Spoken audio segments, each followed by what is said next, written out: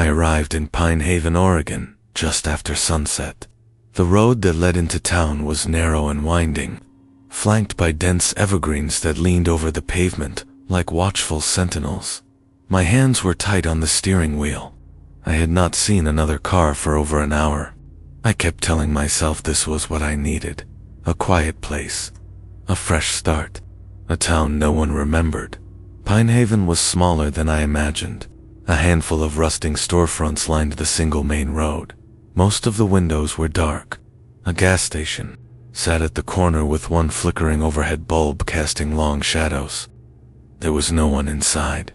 The pump creaked when I filled my tank.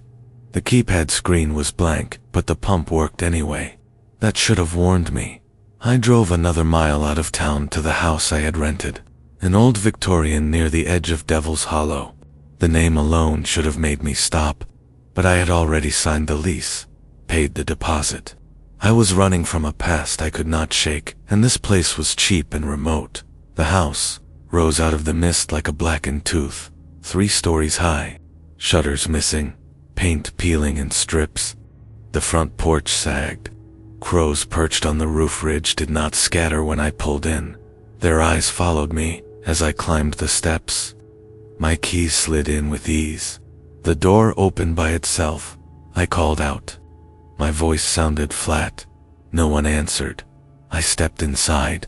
The air was still, old. It smelled of wet wood and something else, something sour. The furniture was already in place. I had paid extra for it to be furnished, but I did not remember anything in the photos looking this old. Everything was upholstered in faded velvet. The wallpaper was peeling and covered in handprints, child-sized, some smudged, some perfect. None were mine. I chose the smallest bedroom on the 2nd floor. I could not bring myself to sleep in the master. Something about that room felt off, as if someone was still inside, watching. I unpacked the bare minimum. A change of clothes, a toothbrush, my journal. That night the wind howled like a living thing. It slammed against the windows. I tried to sleep, but the sound of footsteps above my ceiling kept me awake. I told myself it was the house settling, but they were too steady, too heavy. At 3:17 in the morning the lights turned on by themselves. Every light, all at once. I sat up in bed. My heart was pounding. Then they shut off. The silence that followed was unbearable. I got out of bed and walked to the hall. I opened the door to the stairs, looked up. Someone was standing on the landing above. I could see the outline, tall, motionless, not moving, not breathing, just standing, as if waiting for me to say something. My voice caught in my throat. My legs would not move. I blinked. The figure was gone. I slept on the floor of the bathroom. That night with the door locked and a chair wedged under the handle. The next morning, I found footprints on the inside of my bedroom window. Bare feet, facing inward, as if someone had been standing on the glass, watching me while I slept. The morning light did little to ease the tension that had wrapped itself around me. I left the bathroom slowly, checking each hallway corner like a soldier clearing a war zone. The house was silent, the kind of silence that does not feel empty, but rather pregnant with something you cannot see. I needed to leave, just for a while. I grabbed my jacket and headed outside. Pine Haven looked exactly the same as the night before. Still, lifeless. The same old pickup truck was parked beside the diner. I walked inside. A bell above the door rang, but no one came out to greet me. I waited for 5 minutes before a man stepped out from the back. He was tall and pale. His eyes sunk too deep into his face. "His name tag?" said Walter. He stared at me for a long time before speaking. He asked if I was staying out near Devil's Hollow. I said I was renting the old Victorian. His face changed. He nodded slowly, said nothing more. I asked him if something was wrong with the house. He said no, then added that most people do not last long there. I laughed nervously. He did not. He poured me coffee without asking and walked away. I left the cup untouched. Back at the house I found my bedroom door open. I had locked it that morning. I was sure of it. My journal was on the bed, open. I had written something in it during the night. A single phrase scrawled across 3 pages, over and over again. The name, Ethan. I had never met anyone named Ethan. I did not write that. I checked my phone. No signal, no internet, not even a single bar. I searched the house again, top to bottom, every room, every closet, every space under every bed. I opened the master bedroom last. The doorknob was ice cold. Inside the room everything looked wrong. The bed was made perfectly, the curtains drawn back to reveal a foggy view of the hollow. The mirror above the dresser was covered with newspaper, yellowed and brittle. I peeled one corner back. I saw myself in the glass, but it was not my reflection. The face was mine, but the eyes were missing. Just smooth skin where they should have been. The mouth was open, screaming. I stepped away. The floor creaked. A cold draft passed behind me like breath. The door slammed shut. I tried the knob. It would not budge. Something moved behind me. I turned. There was someone sitting on the bed. A man, maybe. Skin pale and wet like raw dough. No hair, no clothes. Just sitting there with his back straight and head tilted slightly toward me. His mouth was too wide. His lips peeled back in a smile that did not reach his eyes. His eyes were black. He stood slowly. I backed away. My hands scrambled for the door. He whispered something, a single word. Stay. The door opened on its own, and I fell backward into the hallway. When I looked back into the room, it was empty. I called the landlord. No answer. I emailed her. The message bounced back. I tried to drive into town, but my car would not start. The engine turned, then sputtered, then nothing. I stayed up that night. I watched the hall from my bedroom with every light on. At 2:59, all the bulbs exploded at once. Glass rained down like sleet. Then came the knocking, not on the door, on the walls, inside. The walls, it moved from room to room, knocking, scraping. Whispers followed, just beneath hearing. I pressed my ear to the drywall.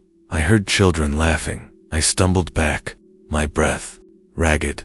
The laughter stopped, replaced by crying, then silence. At sunrise the house was still again, but something had changed.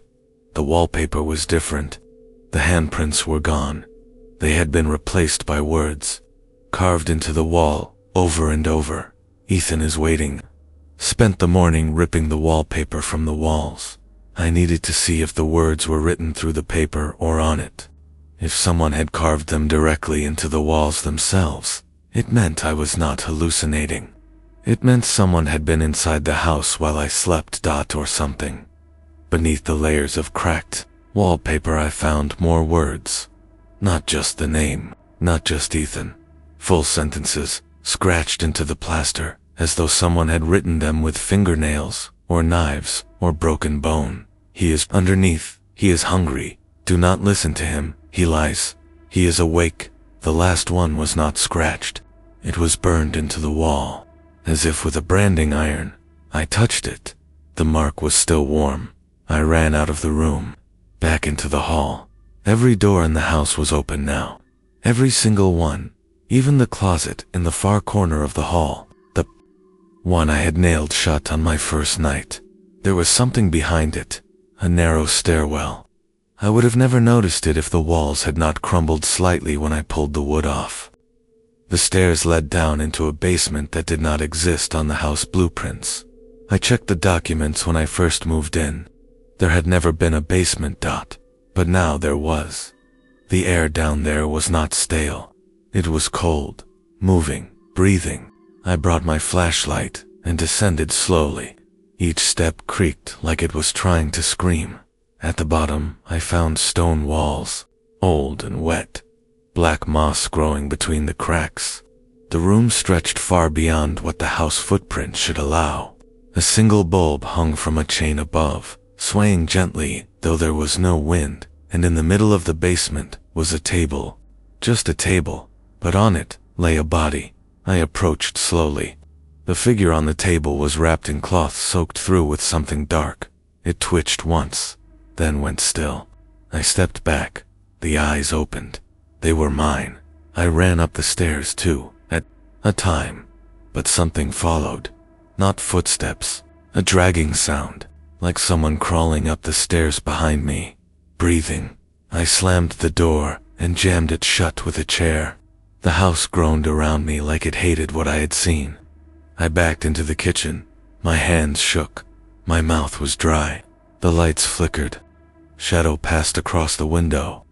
A face looked in, but there was no one outside. I screamed, grabbed a knife from the counter. The reflection in the kitchen window was wrong. It moved slower than me. It stared even when I turned away. The phone rang up. It had not worked in days. I picked it up. There was breathing on the other end. Then a voice. "You are not alone in that house," I shouted. Demanded to know who it was. The voice replied with another phrase. "You opened the wrong door." Then silence. I left the house.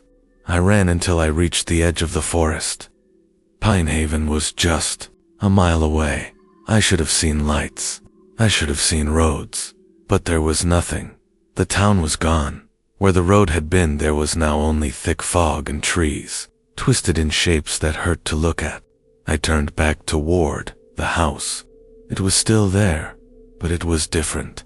The paint had peeled away in huge sheets. The windows were cracked. A black shape stood at the second-floor window, watching me. I walked back. I do not know why. My legs moved without permission. My breath fogged in the air, even though it was warm. Inside, the walls had changed again. This time, they were covered in photographs. Hundreds of them.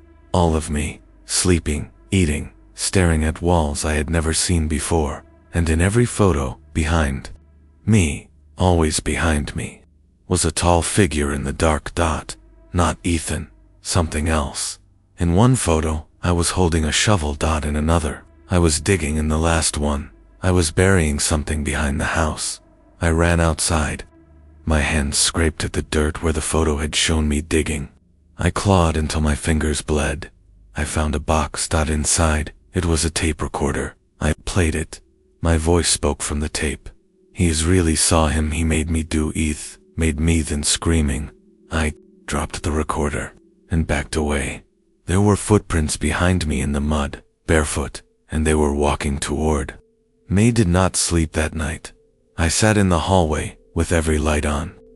The chair pressed under the basement door groaned softly, as though something on the other side was testing it, waiting for it to break. My fingernails were caked in dry blood and dirt. I did not care. I stared at the hallway mirror across from me. It no longer showed my reflection. It showed the basement, the room below. The body on the table was now sitting up, its head tilted to one side like it had not yet learned how to hold it upright. It stared at the mirror, at me. Then it opened its mouth. No sound came out. I covered the mirror with a blanket and walked to the bathroom. I tried to wash the dirt off my hands. The water came out black, thick. It smelled like rot from the drain. Something moved. A voice whispered my name. I ran. I needed answers. Something logical. Something to hold on to before my mind gave out. I tore through the old documents, left in the attic, blueprints, property deeds, medical reports that there were names I did not recognize. Doctors, psychiatrists, caseworkers. One page caught my attention. It was a psychiatric assessment dated 5 years ago for a patient named Matthew Granger, age 32. My age. The photo attached was of me. The report claimed he had murdered his brother and buried him behind the house. It said he had created a false identity, moved into the family home, that he suffered from identity confusion, visual hallucinations, and paranoid delusions. But I have no brother. I have never had a brother. I do not remember anyone named Ethan. I threw the papers across the room. My heart pounded so hard I could hear it in my ears. The walls were shaking again, breathing. The basement door creaked. The chair slid backward, slowly, not from gravity, From force, I grabbed the kitchen knife again and stood ready. But the door did not open. Instead, I heard something moving beneath the floorboards, dragging itself from wall to wall, scratching, clawing, whimpering. Then it started knocking, not at the door, from under the living room floor. I lifted the rug. There was a hatch. I had never seen it before. It was locked from the outside. The knocking continued, louder, more urgent. I pried it open. There was nothing beneath it but blackness, a hole that led nowhere. I leaned closer, listened. I heard my voice. "Help me, please. He will come back." The voice sobbed, pleaded, then screamed in a pitch I had never known a human throat could produce. I shut the hatch and nailed it shut. I packed my things, whatever I could fit in a bag. I was leaving. I did not care if the roads were gone. I would walk until I collapsed if I had to. I stepped outside and was hit by cold air. Wrong air, like something deep below the ground had exhaled through the dirt. The trees surrounding the house had changed again. They now stood in perfect rows, like sentinels, and between them were bodies, dozens of bodies, hanging, twisting slowly in the wind. Each one wore my face, and each had a different expression: fear, rage, joy, emptiness. Then all their eyes opened. They stared directly at me. I ran back inside. The phone was ringing. Again, I picked it up. The voice this time was my own. "You buried the wrong one. He is still alive. He remembers everything. He is coming up the line cut." I screamed, threw the phone against the wall. It shattered. Something inside the walls began laughing. Low, deep, wrong. I looked at the mirror again. The body was no longer sitting on the table. It was standing in the basement, facing the stairs. It was climbing, and I could hear the steps above creaking. One by one, the light in the hallway flickered, then went out. I whispered to myself, repeated my name, over and over. Matthew Granger, but the name no longer sounded like mine. The next morning arrived without a sun. There was light, but no source. A dull gray haze hung outside every window, like fog trapped in a jar. Time felt frozen. My clock blinked, 12 repeatedly, no matter how many times I reset it. My phone refused to charge. Every photo I had ever taken was gone, replaced by black squares. Every contact deleted except one. The name simply said, "You remember?" Now I did not answer. I returned to the basement. I had to know if it was truly empty. Every stair creaked, like it was about to give out beneath me. The air grew colder, the deeper I went. Wet stone replaced wooden walls. The room looked different now, wider, as if it had grown overnight. The table was gone, so was the body, but the floor had been disturbed. Loose soil, freshly dug. I dropped to my knees and clawed at the dirt with my bare hands. A piece of fabric emerged, then fingers. I screamed and pulled back. The fingers moved. They pointed at me. Then they slid away into the earth. I stumbled back and slammed into the far wall. It gave way behind me, a hollow echo. I turned. There was a second door I had never seen before, covered in rusted chains. Carved into the door were words. He lived below. He never slept. He never forgot he should have left. But I opened it. Beyond was a tunnel, narrow, pressed with stone. The walls were covered in handprints, some large, some small. Some looked burned into the rock itself. I followed it. At the end I found a room filled with water, not deep, barely ankle high, but freezing. In the center was a mirror, not hanging, floating. I stared into it. I saw myself. Then I saw a boy. He was maybe 10, thin, scared, covered in bruises. His lips were sewn shut with wire. He pointed behind me. I turned nothing. When I looked back, he was gone, and the mirror was now showing a bedroom, the one upstairs. A memory hit me like a punch in the skull. I was a child, crying, locked in a closet. I was screaming a name. Ethan, my brother. The door was shaking, but not from someone. Outside trying to get in. From someone inside trying to get out. A voice whispered beside my ear. "Do you remember what you did to him, Mai?" Spun around. The boy was in the room with me. He was closer now. His lips were no longer sealed. He whispered one word. "Buried." Then he opened his mouth wider and wider until it tore across his cheeks. And from his throat came hundreds of flies. I screamed and ran, back through the tunnel, up the stairs. The house greeted me like it had been waiting. Every door open, every window blackened. There were new photos on the wall now. Me as a teenager, me digging, me standing beside a gravestone that had no name, me holding a knife. I did not remember these, but they were real. I touched one. My hand came back, covered in ash. I ran into the bedroom.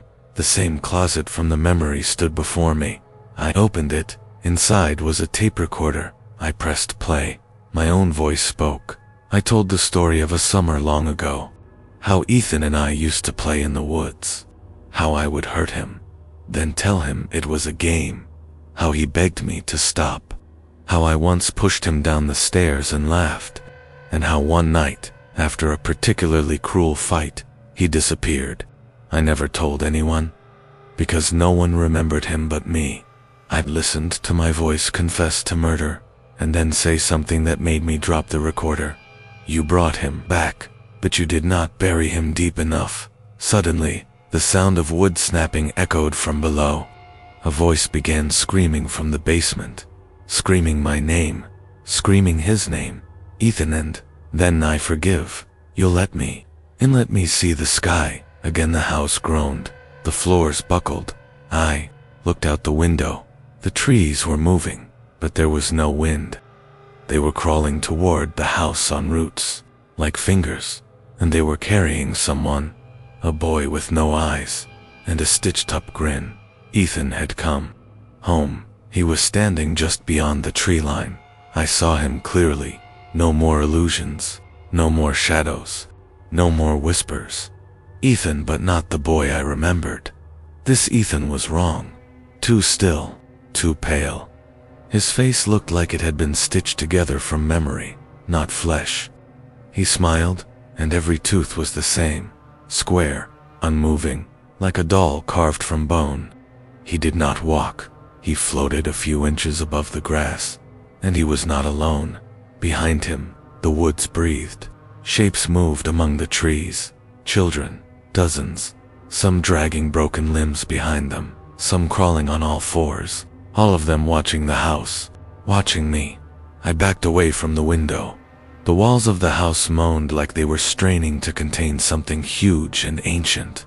The hallway lights exploded one by one as I passed beneath them. I ran into the living room. On the wall, the photos had changed again. They were no longer images of me. They were scenes of what I had forgotten. Ethan locked in the basement. Ethan crying. Ethan screaming as I walked away. Me laughing.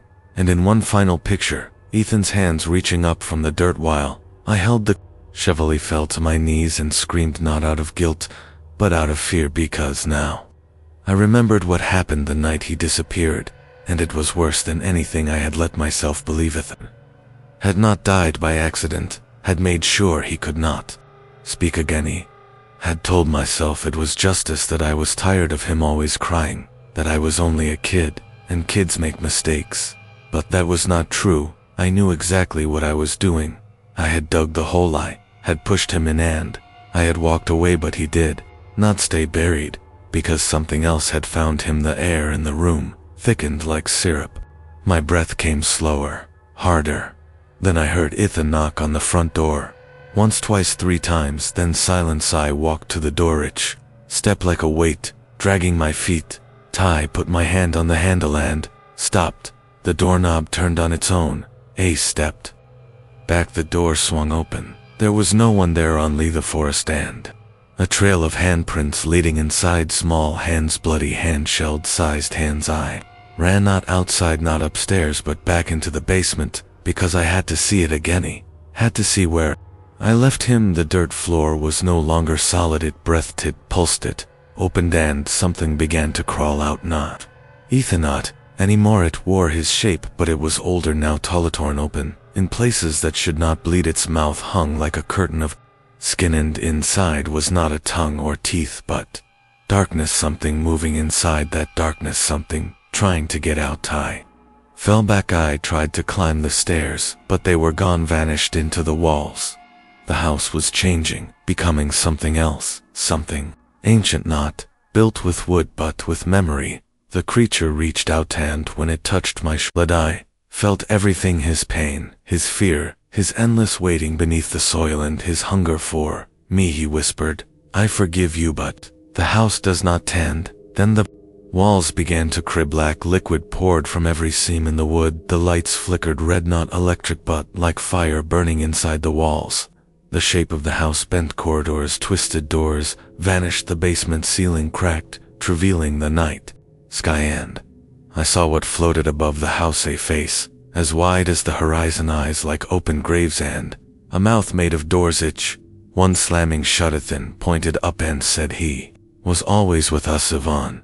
Before you were born, he chose you, and you chose me. The truth is older than you, no older than the house, older than the woods, and now it is awakened, hungry, screamed, but no sound came because I no longer had a mouth. I woke in a room that should not have existed, not because it was unfamiliar, but because it was impossible.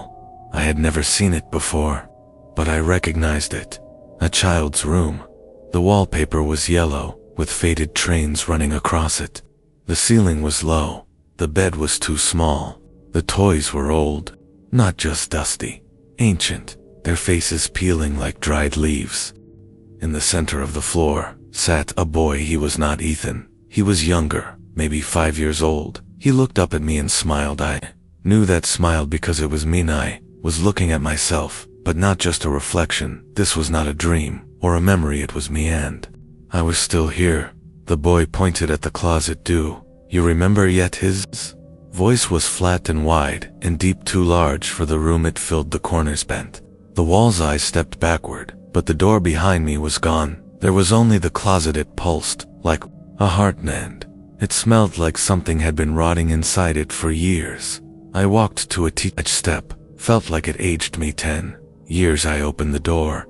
Inside was the forest, but not as it was. This was the forest underneath, where the trees grow downward and the roots reach into the sky. I stepped through because I had no choice, because the house was done pretending to be a house. I walked among upside down branches, and the wind whispered words and voices I almost remembered. They called me by my middle name, one I had not heard since I was 8. They said it over and over. "Come back, come back, we buried you." Toei ran. The sky cracked, and something huge descended, a shape like a man but made of stone and fire and nails. Its head twisted with antlers, its arms made of doors, and in its chest was a window behind the glass. A woman screamed.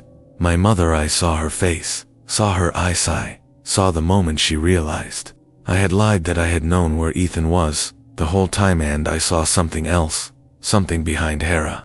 Shape that was not a person, that moved through walls like breath, that smiled with no face, that entered her like smoke and stayed. It was never Ethan that cursed this house. It was May brought it here when I let it in. The day I dug the hole, I had whispered something before I covered him with dirt. I did not remember until now, but it came back in a rush. I had said, "If anything is listening, take him instead of me," and something listened, and something came. The stone creature opened its chests. The window shattered. The scream poured out like fire, and I fell again through the roots, through the earth, through myself. I landed in the bathroom, the one from my childhood home in Ashfield. The lights flickered. The mirror was cracked in. The tub floated, something wrapped in a sheet, too small to be an adult, too still to be asleep. I reached for the edge, pulled the sheet back. It was Ethan, just as he looked the day he died. No longer the monster, no longer the hollow thing, just a boy, pale and cold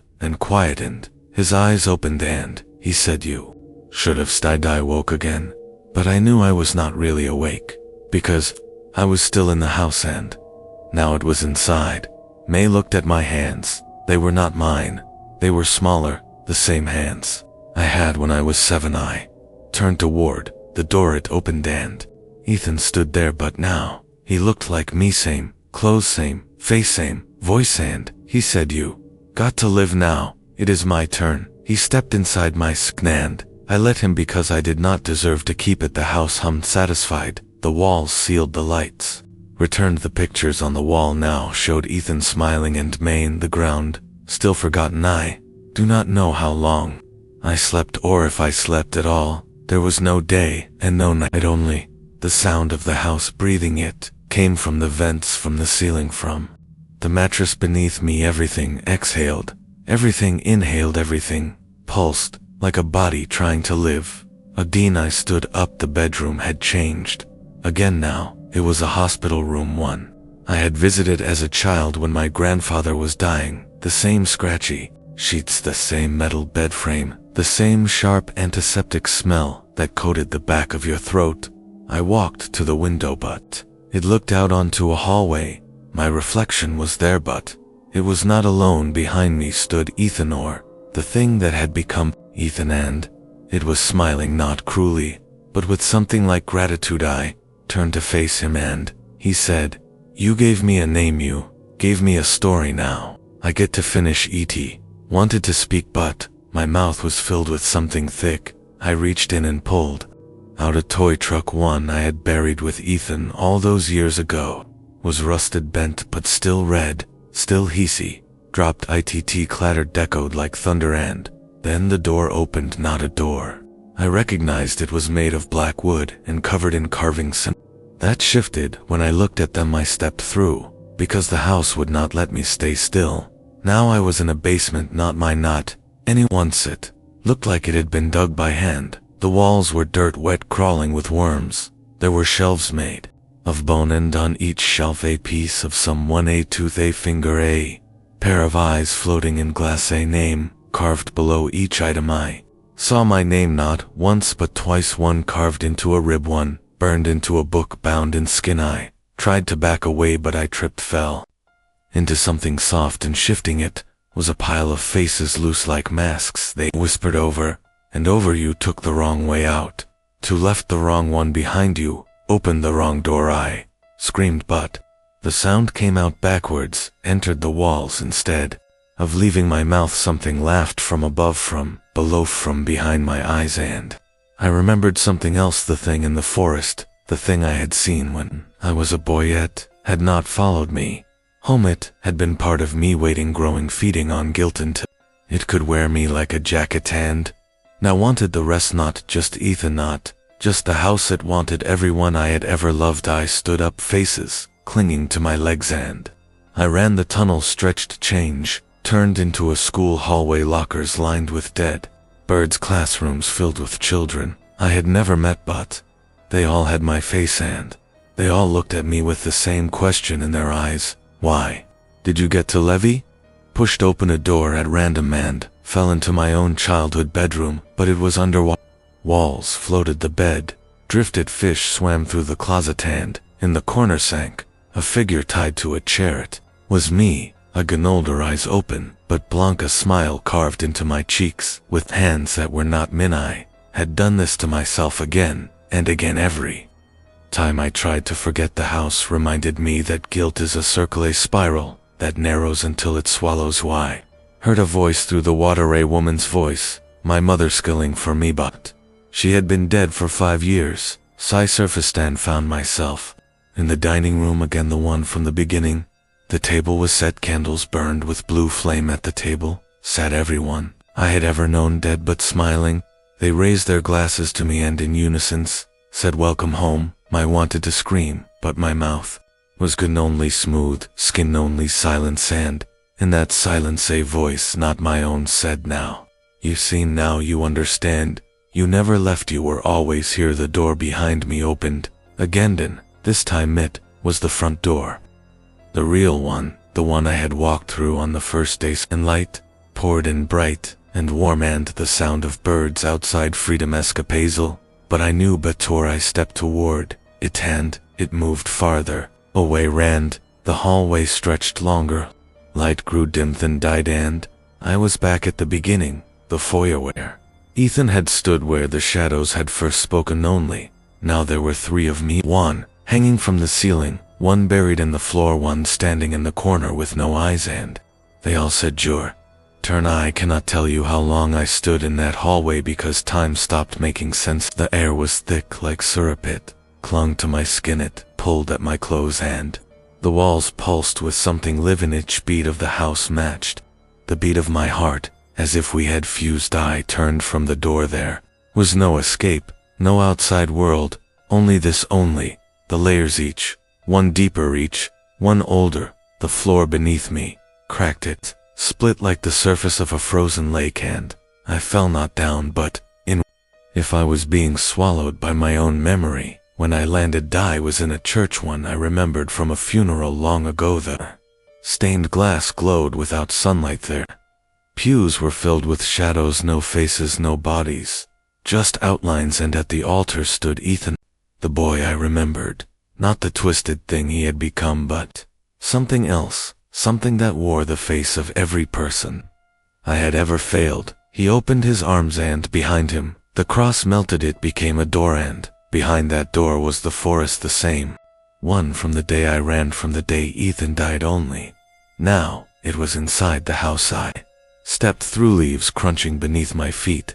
The trees whispered not in words, but in memories. I saw them, every version of myself, the one who ran, the one who stayed, the one who lied, the one who told the truth and was destroyed for it. They moved through the tree, smearing me bleeding when I bled, screaming when I screamed. One by one they turned their heads, and I saw they had no eyes, only holes, and in those holes reflections of Ethan, not as a child but as something older than times, something that had worn the face of a boy. Only to lure me back I ran. Branches tore at my skin, but I kept running because something was chasing me, and this time I knew it was not the house, it was not Ethan, it was Mitha, real Mitha. Part 1, buried, the part that had watched Ethan drown and done nothing, not because I was afraid, but because I was angry, because I wanted him gone, because I blamed him for the things he made me see, things I had no right to see. And now that version of me was catching up faster than I could run. The trees closed in, turned to walls again. He was in a hallway longer than any hallway should be, lined with doors, each one marked with a name.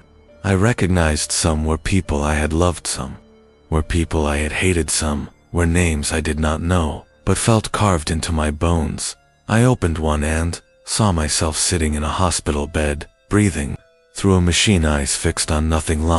The monitor flatlined, and I watched myself die. Then I opened another door. This time it was Ethan's bedroom, perfect in touch, the sheets folded, the toys arranged, but there was a figure in the bed, face down. Still I stepped closer, and it turned its head. It was not Ethan, it was Matt, 10 years old, wearing Ethan's clothes. Eyes wide with fear, I reached for him, but he backed away. He said, "You left me here, you became me, and then you forgot." The walls shook, lights shattered, the floor collapsed. I was falling again, but this time I was not alone. The faces came with me, every person I had lost, every moment I had buried.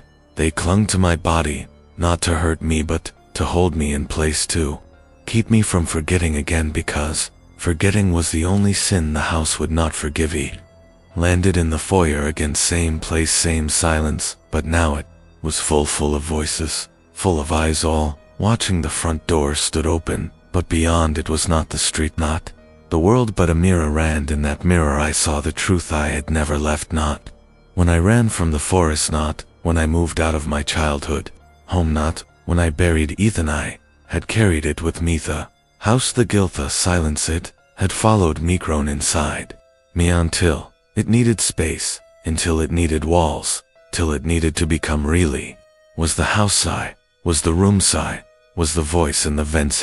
Ethan was what I had sacrificed, so I could pretend to behold. The front door creaked. I stepped toward it, and for the first time I felt something like peace, not because I was free, but because there was no more hiding, no more pretending. And as I crossed the threshold, the house whispered, soft and cold, "Now you can go," but not alone. I turned on. Ethan stood beside me, smiling, hollow and broken. He took my hand and Together we stepped through into the light. That was not light into the end. That was not an end. I did not expect the light to hurt, but it did. It burned in silence. Not the heat of fire, but the kind of heat that strips you, that peels away your name, your memories, your skin. Ethan held my hand, but his grip was different. Not warm, not cold, not even human. It felt like bone wrapped in wind. He turned his head, and his eyes were no longer eyes. They were tunnels stretching forever, and inside them I saw the rooms I had not yet entered, the end parts of the house I had refused to build until now. We walked through the mirror, but we did not leave the house. We entered another layer, older than memory, older than language. The walls were breathing, not with lungs, but with thought. Each beat of the floor beneath me said one thing: we remember what you tried to forget. We moved down a staircase that had no end, a spiral descending through my own soul, and with each step I remembered more, not just Ethan's death, not just the forest, but things before that moment I had buried so deep they had grown roots. The night my mother whispered through a locked door, saying things no child should hear. The day I saw something crawl out of my father's mouth while he slept, and the voice that told me this is normal, this is love, this is home. We reached the bottom. There was a door, but it was not wood. It was flesh, pale and trembling. It had a mouth instead of a no band. It whispered, say the thing you never could say. What happened? I tried. I opened my mouth, but no sound came, because saying it made it real, and real was worse than anything the house could show. Ethan stepped forward. He put his hand on the door, and it opened with a sound like tearing skin. Beyond, it was a bedroom in when I was 9, perfect in every detail, except it was flooded water up to the windows, floating in Ita. Body, mine, lips, blue eyes, wide mouth still open, and a scream. And crouched above the body was something I could not name. It wore my face, but older, twisted, smiling. It turned to me and it said, you are not the victim, you are the architect. I fell to my knees, not because I was afraid, but because I understood the house was not haunted by ghosts. It was haunted by the lie I told myself to survive, that Ethan drowned by accident, that I ran for help, that I wanted to save him. The truth, the real truth, was that I held his head under the water because he saw too much, because he asked questions I could not answer, because I was afraid of what I was becoming. And when I let go, it was not out of mercy, it was out of fear that he would survive until the room began to collapse. Water drained, walls peeled, and the house revealed its final shape. It was me, not metaphor, not dreamy. A body shaped like a house, rooms made of my memories, doors made of my lies, and Ethan was the last piece, the one I had locked away, now returned, now wholly stepped into me, into the place I had carved for him. And I felt at the final moment, the final breath. The house did not vanish, it expanded outward into the world, into the people. I touched the lies I told, the silence I passed on. Every person I loved now carried a room, a hallway, a whisper. I opened my eyes. Was not dead, not living. I was the house, still on Havenridge Road, still waiting. And when the doorbell rang and the new family stepped, Eni smiled, because now there would be more rooms, more names, more silence, and the house would grow as long as there were long as there was guilt, as long as people chose not to look too closely. Would never end.